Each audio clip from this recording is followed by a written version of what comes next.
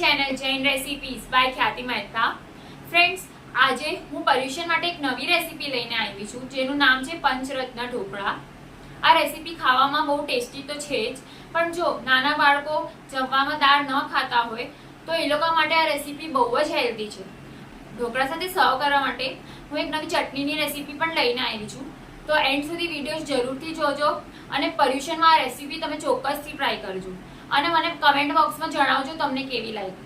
તો ચલો ફ્રેન્ડ્સ, આપણે પંચરત્ન ઢોકળા બનાવવાનું સ્ટાર્ટ કરીએ હવે. જો તમને મારી આજની બતાવેલી રેસીપી ગમે તો મારી ચેનલને સબસ્ક્રાઈબ જરૂરથી કરજો અને સાથે સાથે બેલ આઇકન પર પણ ક્લિક કરજો.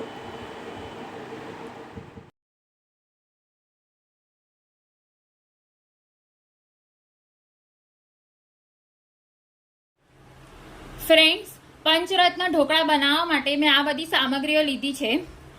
મેં આવી વાટકી સેટ કરી છે. આ વાટકી પ્રમાણે જ મેં આ બધી સામગ્રીઓ લીધી છે.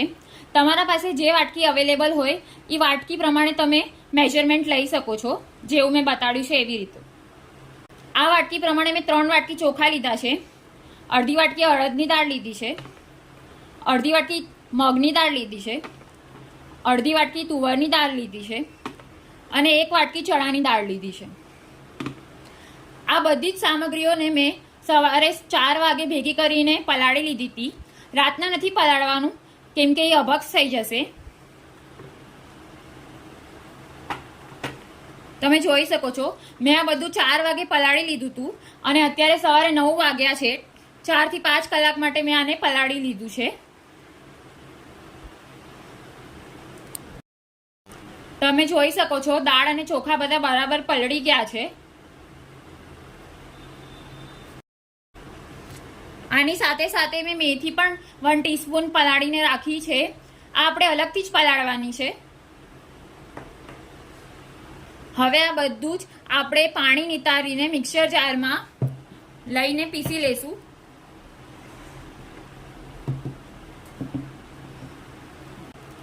ફ્રેન્ડ્સ, ઢોકળાનું બેટર આપણે 2 બેચમાં રેડી કરશું. એની માટે મેં દાળ ચોખા પાણીથી નિતારીને લઈ લીધા છે અડધા. હવે મેથી દાણા લીધા છે, એ એડ કરી દેશું.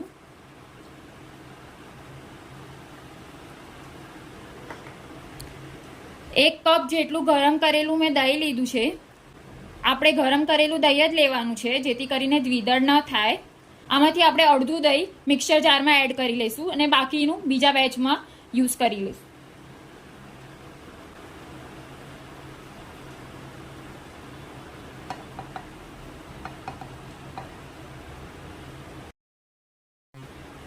પીસી લઈશું મિક્સરમાં.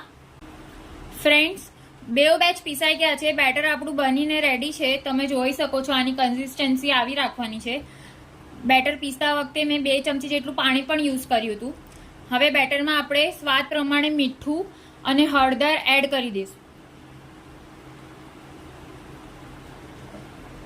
મિક્સ કરી લઈશું.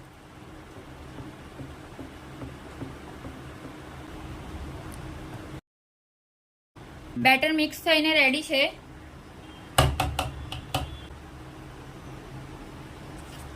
આનાથી કવર કરી દઈશું અને હવે બેટરને 4 થી 5 કલાક માટે ફર્મેન્ટેશન માટે મૂકી દઈશું.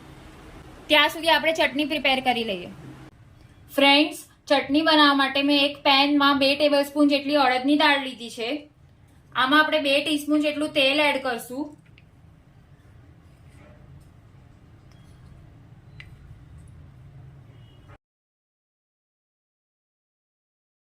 અડદની દાળ ગુલાબી થાય ત્યાં સુધી આપણે આને શેકવાની છે. 1-2 મિનિટ માટે આને સ્લો ફ્લેમ પર શેકશું.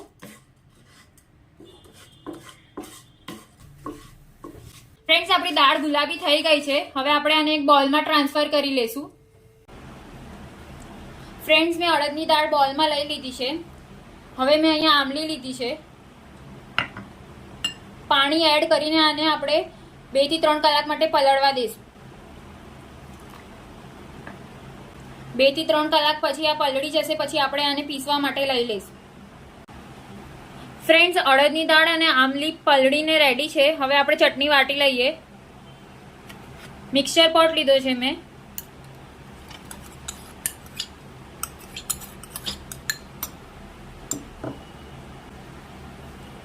ગોળ લેશું,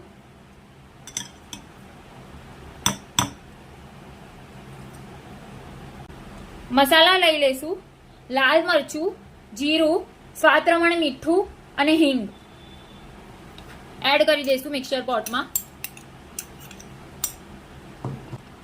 હવે આપણે આને મિક્સરમાં પીસી લઈશું અને ચટણી રેડી કરી લઈએ.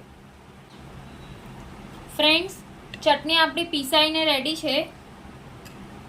ફ્રેન્ડ્સ, 5 કલાક થઈ ગયા છે, અત્યારે 2 વાગી ગયા છે. તો હવે આપણે ઢોકળા બનાવવાનું સ્ટાર્ટ કરીએ. ફ્રેન્ડ્સ, મારું કહેવાનું રહી ગયું હતું કે ચોખા મેં અહીંયા કોલમ લીધા છે. ફ્રેન્ડ્સ, હવે આપણે બેટરને 5 મિનિટ માટે વિસ્કરથી ફેટી લઈશું આવી રીતે. ટાઈમિંગ મેં તમને એટલે જણાવ્યો છે જેથી કરીને તમને એકાશનું કે બેસણું કરવું હોય તો એ હિસાબથી તમે એડજસ્ટ કરીને ઢોકળા રેડી કરી શકો છો. ફ્રેન્ડ્સ, જો પર્યુષણમાં તમને મિક્સરનો ઉપયોગ ન કરવો હોય તો તમે બધી જ સામગ્રીઓને ભેગી કરીને પર્યુષણ પહેલાં કરકરો લોટ દળાવી શકો છો ને પછી જ્યારે બી તમને ઢોકળા કરવા હોય ત્યારે એ લોટમાં ગરમ છાશ કે ગરમ દહીં એડ કરીને તમે આથો નાખી શકો છો. સરખી રીતે આવી રીતે વિસ્કરથી ફેટી લેવાનું 5 મિનિટ માટે.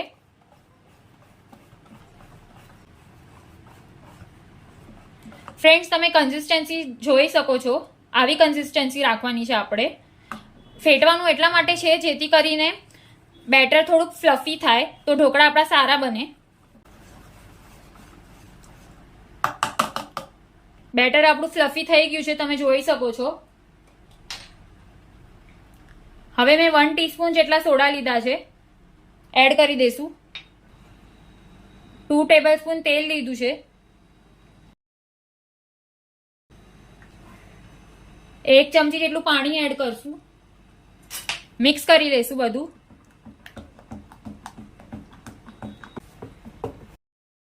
બેટર મિક્સ થઈને રેડી છે, તમે જોઈ શકો છો. હવે મેં અહીંયા થાળી લીધી છે અને મેં તેલથી ગ્રીસ કરી લીધી હતી. ખીરું એડ કરી દઈશું થાળીમાં.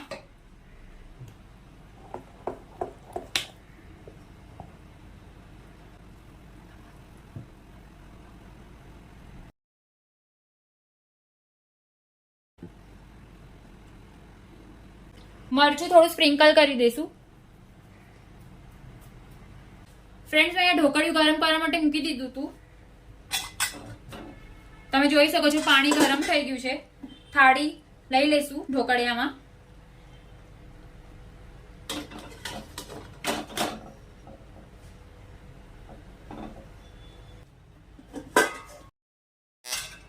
કવર કરી દઈશું. ગેસની ફ્લેમ ફાસ્ટ કરી દઈશું. 10-15 મિનિટ પછી આપણે ચેક કરશું. ફ્રેન્ડ્સ, 10 મિનિટ થઈ ગઈ છે, આપણે ચેક કરી લઈએ. તમે જોઈ શકો છો ઢોકળા એકદમ ફૂલી ગયા છે. વચ્ચે નાઈફ ભરાવી લઈશું. નાઈફ આપણું એકદમ જ ક્લીન આવે છે, તમે જોઈ શકો છો. તો હવે આ ઢોકળાની થાળી આપણી રેડી છે. આને નીચે ઉતારી લઈશું અને 2 મિનિટ માટે ઠંડી થવા દઈશું. ફ્રેન્ડ્સ, ઢોકળા આપણા ઠંડા થઈને રેડી છે. હવે આપણે આને કટ કરી લઈએ.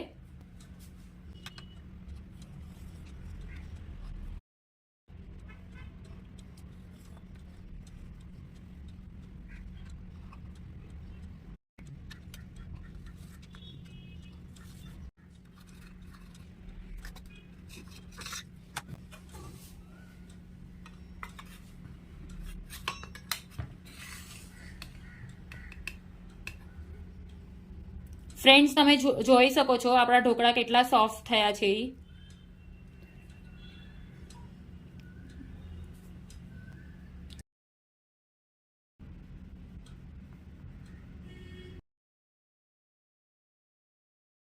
હવે આપણે ઢોકળા માટે વઘાર રેડી કરી લઈએ.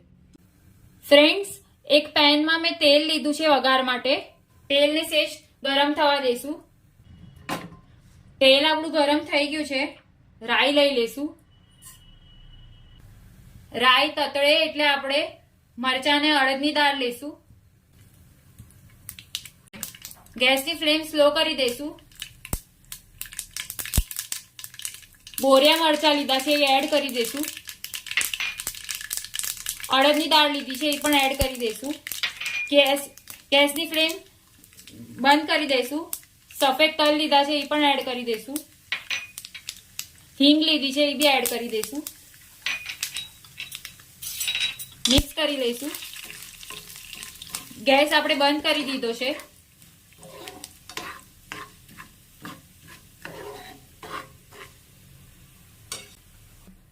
આપણો વઘાર બનીને રેડી છે. હવે ઢોકળા ઉપર આપણે આ વઘાર સ્પ્રેડ કરી દઈશું.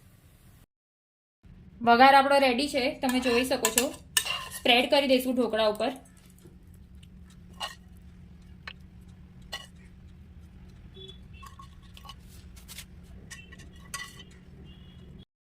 આપણે ઢોકળા હવે સર્વ કરી લઈએ. ફ્રેન્ડ્સ, આપણા પર્યુષણ સ્પેશિયલ પંચરત્ન ઢોકળા બનીને રેડી છે. આને મેં અડદની દાળની ચટણી અને સૂકી મલગાપુરી ચટણી સાથે સર્વ કર્યા છે. મલગાપુરી ચટણીની રેસીપીની લિંક તમને મારા ડિસ્ક્રિપ્શન બોક્સમાં મળી જશે. તો રેડી છે આપણા પંચરત્ન ઢોકળા. જો તમને મારી આજની બતાવેલી રેસીપી ગમે તો મારી ચેનલને સબસ્ક્રાઈબ કરવાનું ભૂલતા નહીં. Thank you so much for watching my video.